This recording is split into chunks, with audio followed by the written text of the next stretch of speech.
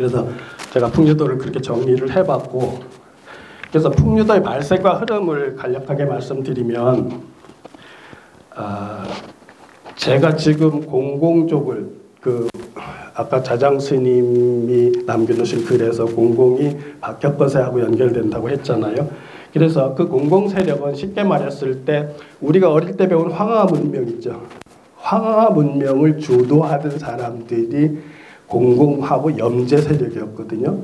그 중에 공공이 풍류도의 뿌리가 되기 때문에 중원에서 발화해서 고구려로 넘어와서 남아있는 문화는 조이선인들이 그들의 삶을 모방해서 이제 공부를 하던 사람들이고, 신라에서는 풍류도를 했고, 그러한 전통이 묘청의 서경천도운동을 기점으로 해서 완전히 쇠퇴가 돼요.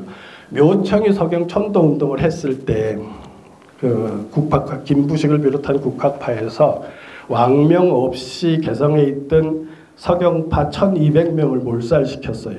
그 드러난 몇몇 리더들 말고도. 그러니까 그 당시에 씨를 말렸어요. 풍류적인 의식을 가진 사람들을. 그러고 나선 완전히 유교 엘리트들이 관을 장악하면서 그 이후는 유교 공부를 하지 않으면 관에 진출할 수가 없었어요.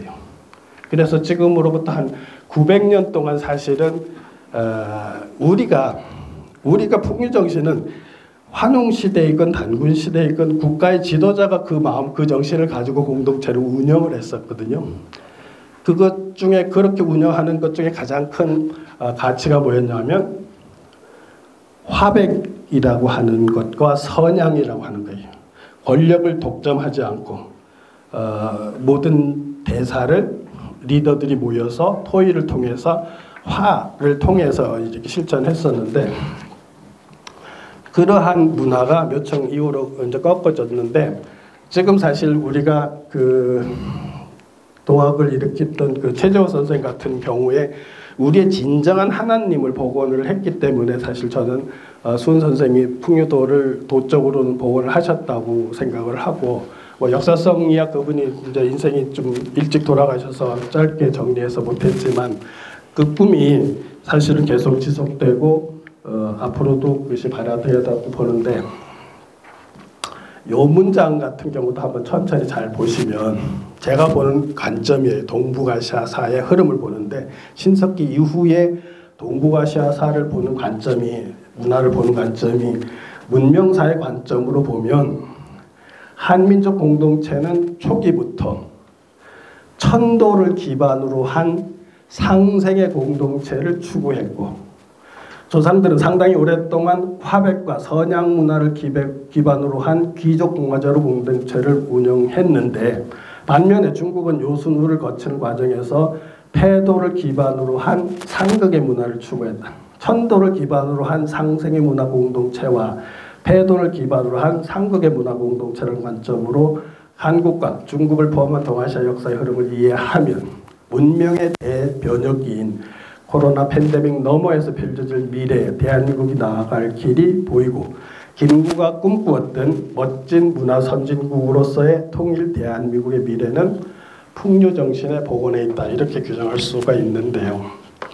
우리가 있잖아요. 이런 역사를 보는 관점이에요. 우리가 지금 많은 한민족 구성원들이 중국은 막강한 파워, 에너지를, 힘을 가지고 있다고 해서 우리는 계속 그들에게 조공하고 위협받고 강력히 축소되어가는 과정을 거쳤다고 해서 우리 스스로를 좀 모자란 것처럼, 부족한 것처럼 많이 이해를 했어요. 그런데 이거를 문명사회에서 관점으로 보면 의식을 바꾸셔야 돼요. 무슨 소리냐 하면, 우리는 적어도 환웅시대부터 단군시대를 거쳐서 진인들의 공동체를 거쳐서 신라까지, 신라 500년 정도, 4,500년대까지는 이 전 과정을 선양과 화백이라는, 천도를 기반으로 한 선양과 화백이라고 하는 가치를 가지고 공동체를 구성을 하고 운영을 했어요. 이거는 문명사의 관점으로 보면 지구상에서 적어도 신석기 이래로 봤을 때 어느 공동체보다도 천도를 기반한 선의 공동체였다는 거예요.